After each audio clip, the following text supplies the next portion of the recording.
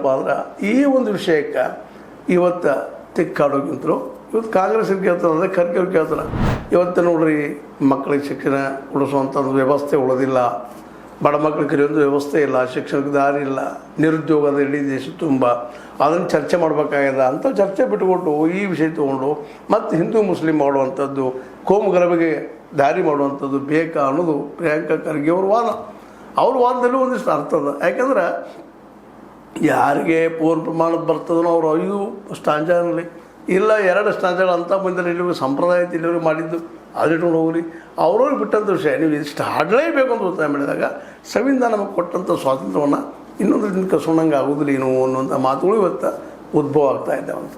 ನಮಗೆ ಸ್ವತಂತ್ರದ ಮಾತಾಡೋ ಹಕ್ಕದ ಮತ್ತೊಂದು ಹೌದು, ರಾಷ್ಟ್ರಗೀತೆಯನ್ನು ನಾವು ಅನ್ನಬೇಕು, ಮಾಡಬೇಕು, ಜನಗಣಮನ ಅದ್ರ ಜೊತೆಗೆ ಇದು ಒಂದೇ ಮಾತ್ರ ಅಂತ ಇದ್ದಾರೆ.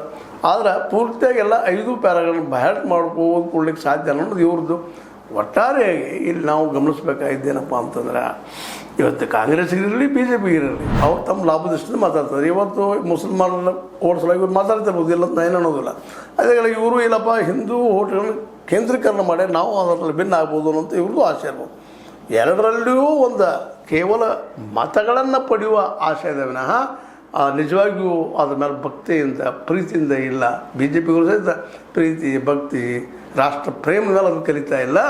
ಮತದಾರರ ಮನಸ್ಸನ್ನು ಸೆಳೆಸುವಾಗೆ ಹಿಂದೂ ಮತಗಳು ಒಂದು ಕಡೆ ಬರಲಿ ಅನ್ನೋದು ಅವರಲ್ಲಿದ್ದರೆ, ಇವರಲ್ಲೇ ಮುಸ್ಲಿಂ ಮತಗಳನ್ನು ತುಷ್ಟೀಕರಣ ಮಾಡೋದು ಇವರಲ್ಲಿ ಇರ್ಬೋದು ಅಂತೇಳಿ ಎಲ್ಲರೂ ಇವತ್ತು ಚಿಂತನೆ ಮಾಡ್ತಾಯಿದ್ದಾರೆ. ಅದೇನೂ ಇರಲಿ, ಅದಕ್ಕಿಂತ ಮುಖ್ಯ ಇವತ್ತು ಸಮಸ್ಯೆಗಳಿದ್ದಾವೆ, ನಿರುದ್ಯೋಗ ಮತ್ತು ಬಡತನ, ಅದನ್ನು ಹೋಗಲಾಡಿಸುವಂಥದ್ದು. ಅದರ ಜೊತೆಗೆ ಎಲ್ಲರಿಗೂ ಇವತ್ತು ಉತ್ತಮವಾದ ಶಿಕ್ಷಣ, ಹೈಯರ್ ಎಜುಕೇಷನ್ ಫ್ರೀಯಾಗಿ ಸಿಗಬೇಕು ಅನ್ನೋಂಥ ಧ್ವನಿ CJP ಮತ್ತು ಜಂಜಿ ಅಲ್ಫಾ ಇವರಿಂದ ದಿನ ಹೆಚ್ಚಾಗ್ತಾ ಇಡೀ ದೇಶ ತುಂಬ ಇದು ವ್ಯಾಪಿಸ್ತಾ ಇದೆ ಅನ್ನೋದು ನಾವು ಗಮನಿಸಬೇಕಾಗಿದೆ. ಒಟ್ಟಾರೆಯಾಗಿ ಇತ್ತೀಚಿನ ಡೆವಲಪ್ಮೆಂಟ್ಗಳು ನೋಡಿದಾಗ ಇಂಥ ಒಂದು ಹಿಂದೂ ಮುಸ್ಲಿಂ ಮಾಡುವಂಥ ಒಂದು ಕೋಮುವಾದ ನೆಲೆಗಟ್ಟಲೆ ಜಗಳ ಹಚ್ಚುವಂಥ ಕೆಲಸಗಳು ಕಳೆದ 12 ವರ್ಷದಿಂದ ಆಗ್ತಾನೆ ಬಂದಿದ್ದಾವೆ. ಮಾಬ್ ಲಿಂಚಿಂಗ್ ಆಗಿರ್ಬೋದು, ಅಥವಾ ಅದ್ರ ಜೊತೆಗೆ ಇನ್ನುಳಿದ ಏನಪ್ಪ ಅಂತಂದ್ರೆ ಈ ಮದುವೆಗಳ ವಿಷಯಗಳಾಗಿರ್ಬೋದು, ಇನ್ನುಳಿದ ವಿಷಯದಲ್ಲಿ ನಾವು ನೋಡ್ತಾ ಇದ್ದೀವಿ.